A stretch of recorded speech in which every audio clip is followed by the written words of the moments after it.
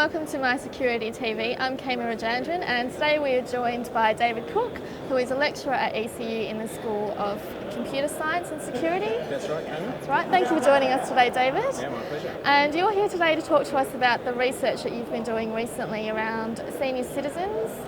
Yeah, we've been doing something called the SIT, Seniors Identity Training Program.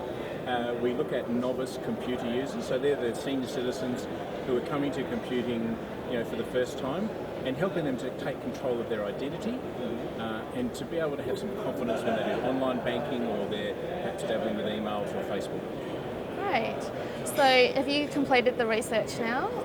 We've started, I guess, what could be a longer process, but we've interviewed 2,000 senior citizens.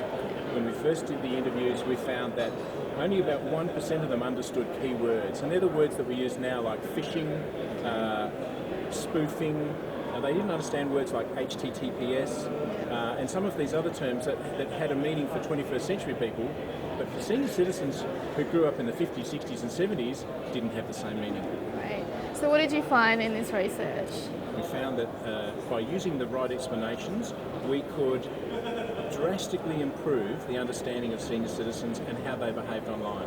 So their ability to negotiate security settings, their ability to identify scams.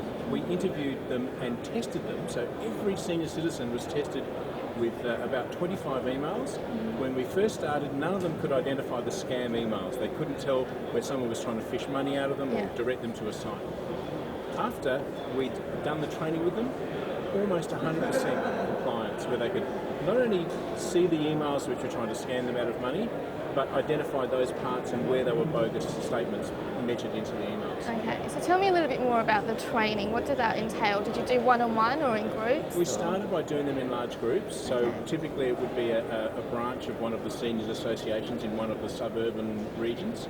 And then after that we would have focus groups of sort of 3 or 4 people, much more close one-on-one attention, face-to-face, and that way they could ask specific questions about what they didn't understand. Okay. So you'd say you're quite successful with the training then. Will this be something you continue to do with the university? Look, it is an amazing success story for seniors who haven't been using computers. It gives them control, and it actually gives them the confidence to start doing online banking, and that means they're confident to use a credit card, or they're confident to do other things on the internet that previously they just wouldn't have had anything to do with. That's great. That's really, really good research, and that's really good that you had such a good success rate, 95%.